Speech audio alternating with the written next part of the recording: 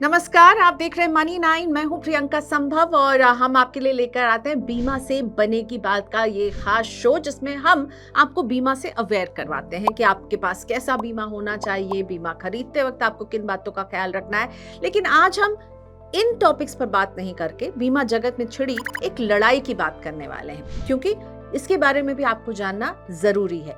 बीमा जगत में पिछले 10 दिन से एक लड़ाई चली आ रही थी, जो लग रहा है अब थम गई है, लेकिन शायद ये परमानेंट सोल्यूशन ना हो और इस तरह की लड़ाई हम फिर होते हुए देखेंगे जरूर। ये लड़ाई थी बीमा कंपनी और हॉस्पिटल्स के बीच। Association of health care providers India यानी AHPI ने अनाउंस किया कि 1 सितंबर से 2 पर्टिकुलर बीमा कंपनियों के कैशलेस सर्विसेज को वो कैंसिल कर रही हैं। यानी अगर आपके पास इन 2 कंपनियों का बीमा है तो अगर आप हॉस्पिटल में जाएंगे तो आपको कैशलेस सुविधा नहीं मिलेगी।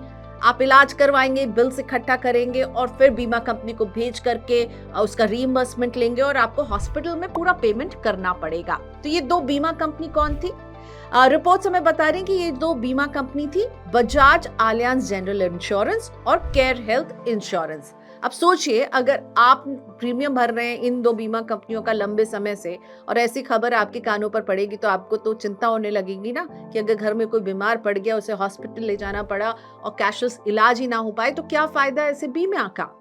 लेकिन अच्छी बात यह है कि 28 अगस्त को association of health care providers India और बीमा कंपनियों में एक मुलाकात हुई और इसके बाद बजाज आलियांज जनरल इंश्योरेंस के MD और CEO डॉक्टर तपेन सिंघल का स्टेटमेंट आया। उन्होंने कहा कि हमें खुशी है कि पॉलिसी धारकों के हित में ये मामला सुलझा लिया गया है।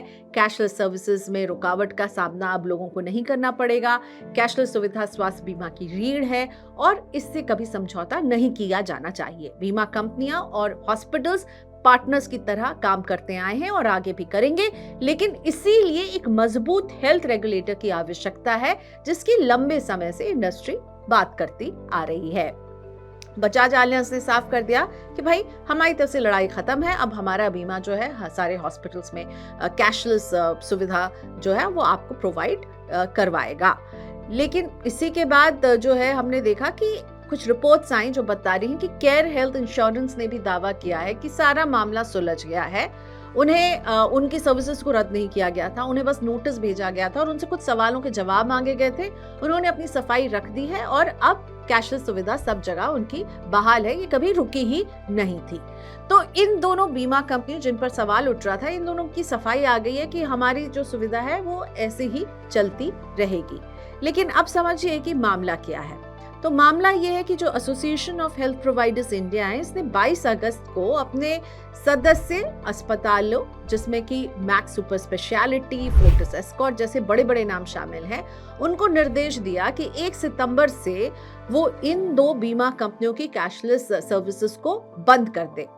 अस्पतालों की चिंता ये है, उनका आरोप ये है कि बीमा कंपनियां बहुत लंबे समय से जो भी प्रोसीजर का रेट कोट कर रही हैं, इलाज का जो भी रेट कोट कर रही हैं, उसे रिवाइज ही नहीं कर रही हैं। लेकिन मेडिकल इन्फ्लेशन लगातार बढ़ रहा है और ऐसे में कॉस्ट बहुत महंगी हो गई है इलाज की, लेकिन बीमा कंपनियां पुराने रेट पर ही बीमा बेच रही हैं और अस्पतालों के को भी वही पुराने रेट पर पेमेंट कर रही हैं और इलाज की कॉस्ट जो है वो हर साल हम देख रहे हैं medical inflation double digit cross कर रहा है। तो ये थी चिंता। दूसरी चिंता उनकी ये थी कि क्लेम देने में बहुत वक्त लगाते हैं, बहुत सारे पेपर्स मांगने लगते हैं, मरीज परेशान हो जाते हैं और इसीलिए इन्होंने कहा कि हम इनकी कैशलेस सुविधा को बंद कर देते हैं। ऐसा नहीं है कि हॉस्पिटल्स के इस आरोप पर इंश्योरेंस कंपनी चुप बैठने वाली थी। इंश्योरेंस कंपनियों ने भी इनके आरोप पर अपना आरोप जड़ा कि उनके मुताबिक हॉस्पिटल जो है वो बिल्स को बढ़ा चढ़ा कर पेश करते हैं। उनके जो ट्रीटमेंट है उनका कोई प्रोटोकॉल नहीं है और इसीलिए वो अपने तरीके से एक ही इलाज के लिए आपसे मनमाने ढंग से एक हॉस्पिटल एक चार्ज करेगा तो दूसरा हॉस्पिटल आपसे शायद कहीं ज्यादा चार्ज कर रहा होगा। तो इन दोनों के बीच में बात ठन गई थी। हम आपको यहाँ बताना चाहेंगे कि ये जो association of health providers in India, इसका नेटवर्क हमारे देश में बहुत बड़ा है। मैंने 2 बड़े हॉस्पिटल्स के नाम लिए, मैक्स और फोर्टिस, लेकिन इसके अलावा पूरे देश में लगभग 15,000 से 20,000 हॉस्पिटल्स इनके नेटवर्क में आते हैं। जिसमें दिल्ली एनसीआर में लगभग 615 हॉस्पिटल हैं, पंजाब में 511 हैं, उत्तराखंड में 242, उत्तर प्रदेश में 1220 हॉस्पिटल शामिल हैं। अब एएचपीआई ने जब कहा कि हमारे हॉस्पिटल्स जो हैं इन दो बीमा कंपनियों के कैशलेस को रिजेक्ट करने वाले हैं, उनका जो कैशलेस है वो नहीं चलेगा, लेकिन जब एएचपीआई ने इस तरह की सख्ती की तो जनरल इंश्योरेंस काउंसिल यानी कि जीआईसी, जिसमें सारे नॉन लाइफ इंश्योरेंस कंपनियां जो हैं उनका ये ग्रुप होता है, उन्होंने इसे गलत ठहराया। उनका तो काम ही गलत ठहराना, क्योंकि ये इंश्योरेंस की ही तो बॉडी है।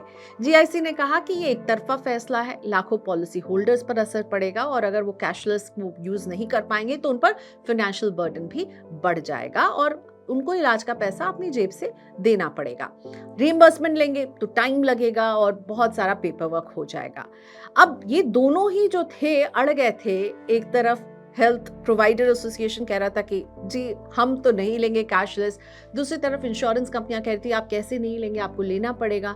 क्योंकि ये समझिए कि जितनी भी इंश्योरेंस कंपनियां हैं इसमें आप और हम जैसे लोग मोटा मोटा प्रीमियम दे रहे हैं, इसीलिए दे रहे हैं ना कि अगर बीमारी की नौबत आती है तो हमें जो है कैशलेस सुविधा के जरिए उतना फाइनेंशियल बर्डन नहीं पड़े। वो तमाम लोग जो इन दो बीमा कंपनियों से जुड़े थे उनके अंदर भी तो घबराहट हो गई थी कि अगर कोई बीमार पड़ जाएगा घर में तो क्या होगा।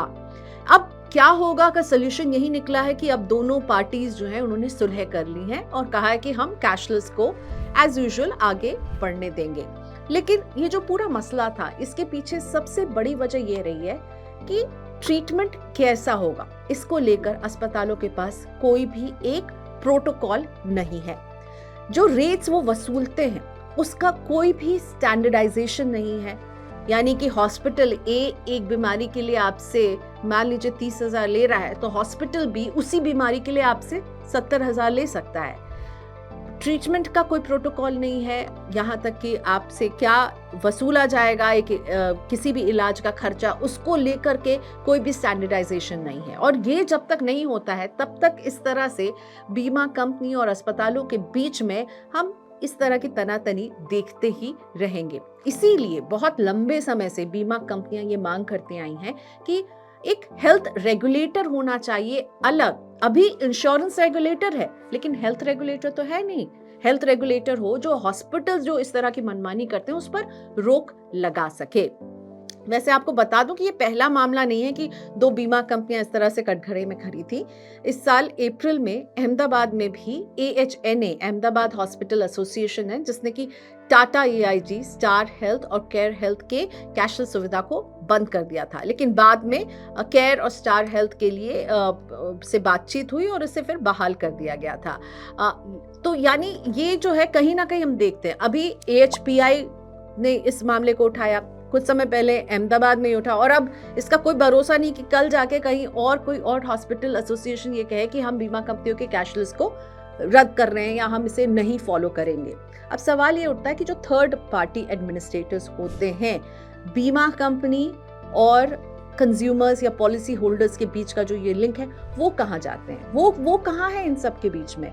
जब एक पेशेंट जाता है, उसके फैमिली का मेंबर जाता है अपने बिल को क्लेम करने के लिए, तो उसे जब भगाया जाता है कि ये पेपर लाइए, ये साबित कीजिए, वो साबित कीजिए, जो ये TPA जो लिंक होता है उसका क्या रोल है, इस पर भी तो सवाल उठ रहे हैं। सवाल इस पर तो उठना ही चाहिए कि हॉस्पिटल आपसे क्या कीमत वसूल रहे हैं, वो क्यों नहीं स्टैंडर्डाइज तरीके से आपसे कीमत वसूल रहे हैं। और सवाल इस पर भी उठना चाहिए कि भाई बीमा कंपनी जो है जब आपको बीमा बेचने के लिए आती है तब तो सुहाने सपने दिखाती है कि अगर कोई बीमार पड़ेगा तो हम आपके साथ खड़े हैं, हम आपकी मदद करेंगे, हम आपकी जेब से ज्यादा पैसा नहीं खर्च करने देंगे। और इसी भरोसे पर आप हर साल बीमा रिन्यू करवाते हैं, उसका प्रीमियम समय पर भरते हैं।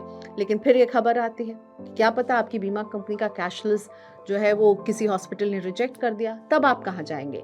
तो इस सब में ये जो तनातनी है, रोल हॉस्पिटल के डिफाइन नहीं है, इंश्योरेंस कंपनी के डिफाइन नहीं है, थर्ड पार्टी एडमिनिस्ट्रेटर्स के डिफाइन नहीं है, तो इन सब में सबसे बड़ा नुकसान किसका होता है, मेरे और आपके जैसे पॉलिसी होल्डर का।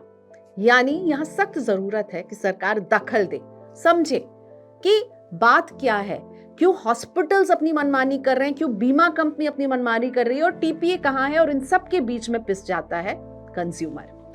चलिए उम्मीद करते हैं अभी तो मामला जो है सुलझ गया है और आगे सरकार जब तक ठोस कदम नहीं उठाएगी तो मुझे लगता है अभी एक AHPI है, एक अहमदाबाद है, इसके बाद कुछ और शहरों से भी इस तरह की आवाजें हम सुनते ही रहेंगे। धन्यवाद हमारे साथ जुड़ने के लिए। ये स्टोरी आपको कैसी लगी जरूर बताइएगा और हमें ये भी लिख करके कमेंट सेक्शन में बताइएगा क्या आपके साथ भी कभी इस तरह का घालमेल हुआ है जहां बीमा कंपनी और हॉस्पिटल लड़ पड़े हैं और आपका क्लेम जो है फंस गया है। इसी के साथ शुक्रिया, देखते रहिए Money9 और Money9 के YouTube चैनल को सब्सक्राइब कर लीजिए।